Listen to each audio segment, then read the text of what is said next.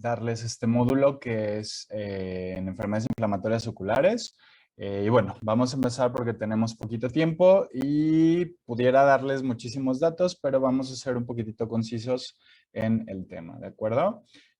Bueno, me tocó exponerles multimodalidad. ¿Multimodalidad qué es? Multimodalidad nos referimos a el conjunto de exámenes paraclínicos que junto con los exámenes de laboratorio nos dan gran ayuda en el diagnóstico diferencial de enfermedades inflamatorias oculares.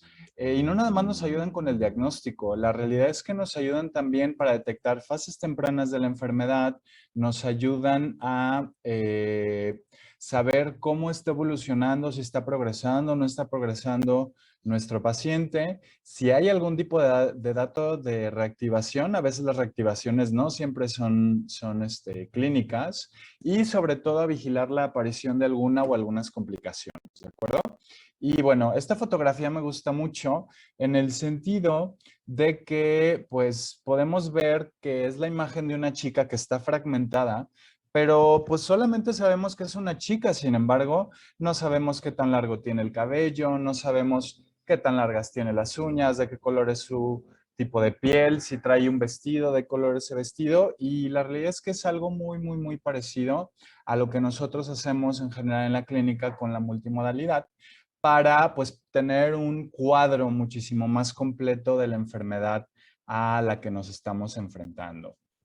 Y bueno, la multimodalidad la podemos dividir en estudios invasivos y en estudios no invasivos. Los estudios invasivos entrarían el ultrasonido en sus diferentes modalidades, A, B y el VM, y las angiografías, tanto la de fluoresceína como verdad indocianina. La cuestión es que aquí en México, pues obviamente el verdad indocianina es muy difícil de conseguir. Y bueno, en cuanto a los no invasivos, tenemos los de segmento anterior, que serían, por ejemplo, la microscopía confocal a especular y el OCT de segmento anterior.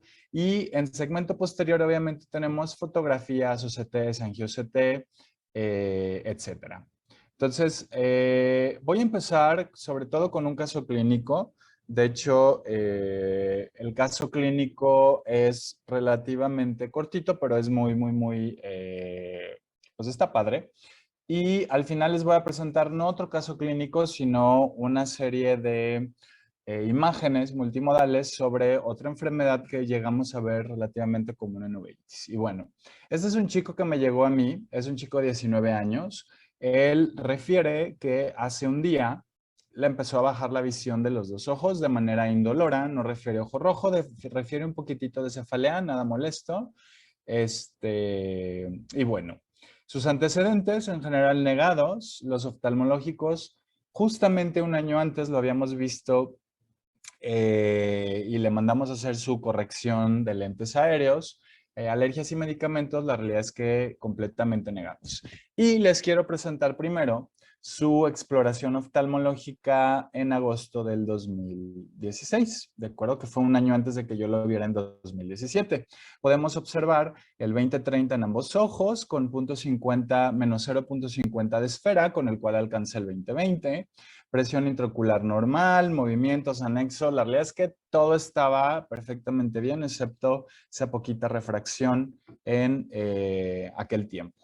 Y esta es la exploración cuando yo lo vi en marzo del 2017, que se queja por la baja visual. Si se fijan, algo bien característico, cuentadedos. O sea, ¿cómo es posible que alguien de 20/30 se haya ido a cuentadedos en un año? Sus presiones altas, 28 y 30, movimientos oculares normales, anexos normales, conjuntiva normal, la córnea normal, cámara anterior normal, iris normal. Sin embargo, a la hora que yo me asomo a hacer la gonioscopía, no tengo fotos de esas, pero sí tengo un estudio que les voy a mostrar más adelante, la gonioscopía en 0, ¿de acuerdo? Cristalino transparente, el fondo de ojo lo vamos a ver ahorita, y había algo muy importante, que eso no se los puse en la diapositiva, que a la hora que le hicimos una autorrefracción, su autorrefracción era de -6. Entonces, pues había algo que no nos cuadraba, ¿no? ¿Cómo es posible que de un día a otro pues alguien manifieste un -6? ¿Ok? Entonces, lo que ya les había comentado. Y bueno, le tomamos un OCT de segmento anterior en el cual vemos cómo está el cristalino movido hacia adelante, una cámara estrecha, y a la hora que le tomamos medidas con OCT del ángulo, pues básicamente es un ángulo cerrado que ya lo habíamos visto clínicamente. A la hora de asomarnos a la parte de atrás, podemos observar estos pliegues a nivel de la retina, vemos un nervio óptico hiperémico, lo mismo sucede en el otro ojo, esos pliegues, ese brillo anormal, es un nervio óptico hiperémico. La autofluorescencia con unos cambios muy leves que si ustedes decían un poquitito como ojitos de chinito, podemos ver un poco de hiperautofluorescencia en las zonas donde están las flechas. Igual, un poquitito de pérdida en la zona de pérdida de hipoautofluorescencia natural en la zona de la fobia, donde está la flecha, y una hiperautofluorescencia muy leve en esta zona. A la hora que le tomamos el OCT, pues vemos un poquitito con muchas ganas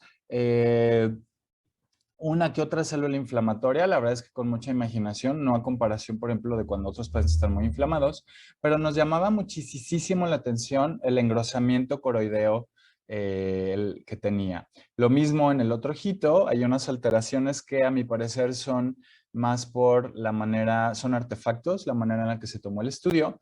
Y bueno, ¿qué es esto, no? ¿Qué tiene este chico? En ese momento, pues, ¿qué te puede hacer que tengas una coroides engrosada, que empieces a tener un poquitito de células inflamatorias, una hiperemia del nervio óptico que sea bilateral y que te haya causado esa rotación del cuerpo ciliar para hacerte ese cierre angular? Pues bueno, se pensó en un síndrome de Boco y Anayerada con una hipertensión ocular secundaria a la rotación del cuerpo ciliar. Obviamente se empieza a manejar su batería de estudios, biometría hemática, química sanguínea, general de orina, estudios para sífilis, BDRL, FTABS, su PPD y sus pruebas de función hepática, pensando en que este tipo de pacientes pues requieren inmunosupresión de manera inmediata. Se inicia con los bolos de metilprednisolona, o más bien se iba a iniciar previo resultado de los estudios y la idea era pasarle la metilprednisolona por 3 días. La cuestión es que este chico llega con sus estudios ya para presentarse con el primer bolo. Tenemos datos de anemia, linfocitosis, plaquetopenia, tenemos proteinuria y hematuria, elevación de las transaminasas y la deshidrogenasa láctica, un PPD negativo y exámenes para sífilis negativos. Le ponemos los bolos con esto y al tercer día, justamente, vean lo que sucede. ¿De acuerdo? El paciente regresa al 20-30, su presión intraocular regresa a 17 y voilà. Aquí están las imágenes después del tercer bolo de metilprednisolona y vemos cómo la cámara ya se hace amplia, una cámara que generalmente vemos en los pacientes que tienen miopía.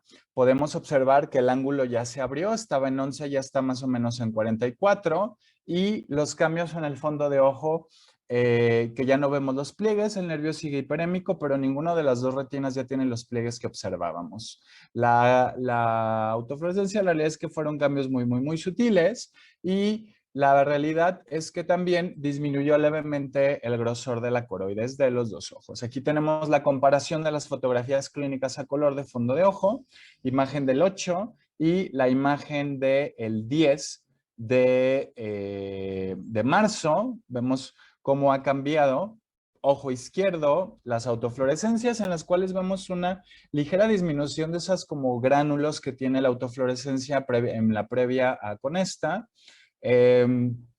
Vemos aquí también en el ojo izquierdo la vez que no cambió, pero ¿qué pasa? Que al paciente le mandamos a hacer VIH porque lo interrogamos un poquito más más detallado, factores de riesgo, sexo sin protección, sexo con otros hombres sin protección, sale VIH positivo. Entonces, obviamente se envía a infectología para tomar carga viral, CD4, iniciar sus antirretrovirales. Y la realidad es que con ese resultado, pues ya a mí me hubiera gustado dejarle la prednisona a dosis altas. Después del tercer bolo, se la disminuí la prednisona a 15 miligramos al día. pero obviamente no iniciar inmunosupresor hasta no ver qué iba a pasar con la respuesta de infectología. Desgraciadamente este paciente jamás regresó, no supe qué pasó con él, entonces, pues bueno, esperemos haya tenido su terapia antirretroviral, pero la impresión hasta diagnóstica hasta ese momento era de un paciente con VIH positivo, con un síndrome de Vogt-Koyanayarada, con manifestaciones un poquitito atípicas, ¿de acuerdo? Y bueno, vamos a hablar de lo que sigue porque ya se me está acabando el tiempo. Otra cosa de lo que yo llegué a presentar hace algunos años en ARVO es sífilis, ¿de acuerdo? Tenemos este paciente con unos cambios en coroides y coriocapilar, con estas alteraciones del EPR, el cual al ingreso tiene 2400 y a las 6 semanas después de tratamiento con su penicilina alcanza el 20/20 y vemos cómo va cambiando la estructura anatómica de la retina externa. Otro caso de sífilis con una placoide sifilítica en la cual vemos estas imágenes de enfase. Enfase, recuerden que en lugar de hacer los cortes transversales es como si le quitáramos capita por capita la retina. Aquí estamos enfocadas en la capa externa con fotorreceptores. Vemos esta placa con esos puntos hiperreflécticos, los cuales con el tratamiento va desapareciendo la placa, va desapareciendo los puntos y va mejorando la visión del paciente. Ese era ojo derecho, ahora tenemos ojo izquierdo con la desaparición de las mismas lesiones. Y bueno, esto es algo de lo que presentamos justamente en el póster que tuvimos oportunidad de presentar en ARVO cuando presentamos la multimodalidad en sífilis, y esta es una imagen muchísimo más padre de lo que yo les contaba. Tenemos la imagen a color de fondo de ojo derecho, vemos cómo está la placa, vemos cómo hay hiperemia del nervio, la imagen de la angiografía ya en fases un poquitito tardías en las cuales empezamos a observar un poquitito de tinción parietal aquí, vasculitis, cómo refuerza con la placa, cómo hay hiperemia del nervio. Vemos la autofluorescencia, las zonas de esos puntos hiperautofluorescentes con un poquitito de pérdida de la hipoautofluorescencia natural que debe de tener la fobia, y la imagen que les mostraba anteriormente del enfase, ¿de acuerdo?